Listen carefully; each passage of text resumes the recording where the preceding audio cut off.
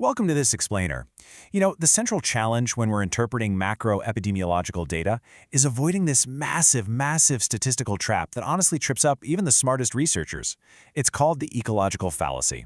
Today, we're basically putting on our detective hats. We're going to treat epidemiological data like a crime scene to figure out exactly why you shouldn't panic the next time a sensational health headline drops. We're diving into a concept that completely changes how we interpret macro-level health data. So imagine a study comparing city-level fast food outlet density with the obesity rates of those exact same cities. The data clearly shows the strong correlation, right? Cities with a ton of fast food joints consistently report high overall obesity rates. It feels absolutely intuitive to assume that if you move to a city with a burger joint on every corner, your personal risk of becoming obese just skyrockets. But is that actually what the data is telling us? Well, here is exactly where our gut intuition clashes with mathematical reality. The naive conclusion is that high fast food density directly causes individual obesity. But think about the hidden reality for a second. In those specific cities, the individuals who are actually eating the fast food might not even be the ones driving the city's high obesity rate. That high rate could be driven by totally different socioeconomic factors affecting a specific subset of the population, while the fast food consumers might actually have active lifestyles that offset their diet. Because we are only looking at aggregate data, we have absolutely no idea what the individuals inside that city are actually doing. And that brings us to the formal definition of the trap we literally just fell into: the ecological fallacy. This is a fundamental error in logic where aggregate statistics completely mislead us about individual clinical risks. It happens when an investigator mistakenly assumes that just because a characteristic is true of a whole population, it must be equally true for every single individual residing in it. To make this super clear, think about a classic epidemiological scenario.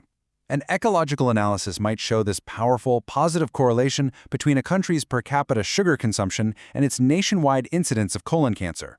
A naive observer sees that and immediately concludes, wow, eating lots of sugar elevates my personal risk for colon cancer. But wait, within those countries, it is entirely possible that the specific individuals actually developing the cancer are the ones consuming the least amount of sugar. The population-level correlation is just a product of group averages. The core issue here is the unit of analysis. Ecological studies use population-level data. We're talking whole countries, states, or zip codes, not individual-level patient data. Now, you might be wondering, why do we even use them then? Well, they're actually super useful for generating preliminary hypotheses or evaluating huge public health initiatives like water fluoridation. But they inherently hide individual-level variation. For example, test examiners love throwing out this scenario. Wealthier counties often demonstrate higher overall rates of automobile theft. It would be a huge mistake to infer from this that wealthy individuals commit more auto theft, right? The high crime rate is just driven by the density of high-value targets and other socioeconomic factors, not the individual behaviors of the rich residents themselves.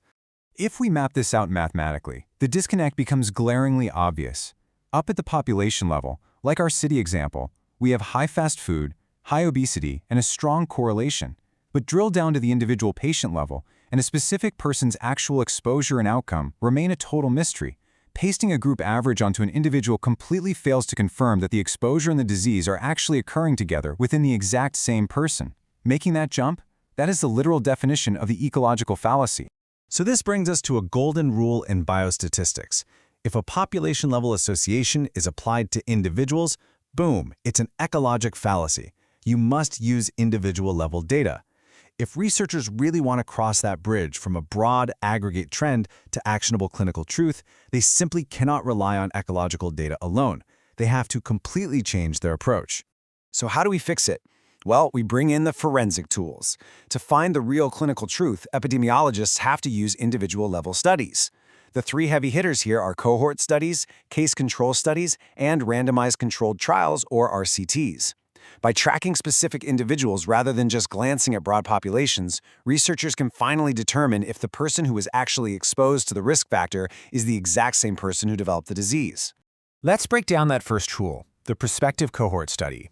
Instead of looking at a whole city, we assemble a very specific group, or cohort, of individuals today, sorted strictly by their exposures. So say, a group who eats fast food every single day, and another group who literally never eats it. By tracking these specific individuals forward in time, we establish a true temporal relationship.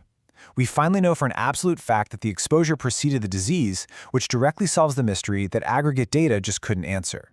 But what if the disease we're investigating is incredibly rare? Following a cohort for decades just hoping a few people develop it?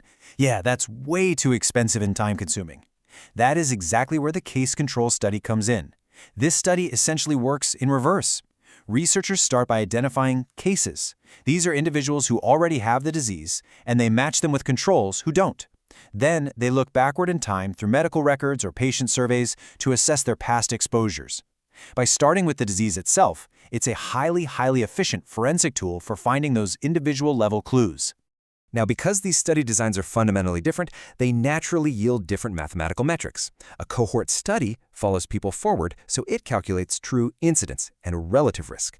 A case control study works backwards, so it relies on calculating an odds ratio instead, and it actually can't determine incidence. But hey, don't get bogged down in the formulas right now. The main takeaway is that both are powerful individual-level tools designed to prove actual causality over mere population-level correlation. They are how we cross the bridge from macro trends to individual reality. Even so, just tracking individuals isn't always enough. Researchers still have to work hard to eliminate the background noise. Confounding variables, those outside factors that influence both the exposure and the outcome, they can create false associations even in individual studies.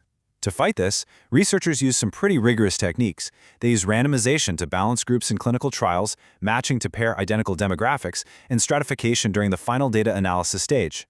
All this extra effort ensures the final data represents true, undeniable individual risk. So, what does this all mean? Why does all this data sleuthing matter to a doctor or, frankly, to you as a patient? It matters because population-level noise should absolutely never dictate the clinical management of the individual patient sitting right there in the exam room. A physician treats individuals, not zip codes or country averages. Relying on ecological data to make a personal health decision is just a recipe for disaster. We absolutely have to rely on well-designed individual-level data to guide real-world treatment. Armed with this new understanding of the ecological fallacy, you are now a significantly more literate consumer of data. The next time you're scrolling through your feed and you see some sensational headline claiming that people in a certain state or country are experiencing a terrifying new health trend, I want you to pause. Will you just automatically assume that average applies to you and your lifestyle? Or will you spot the ecological fallacy, demand that individual-level data, and look for the hidden reality? The choice is yours. Thanks for joining me on this explainer, and keep questioning the data.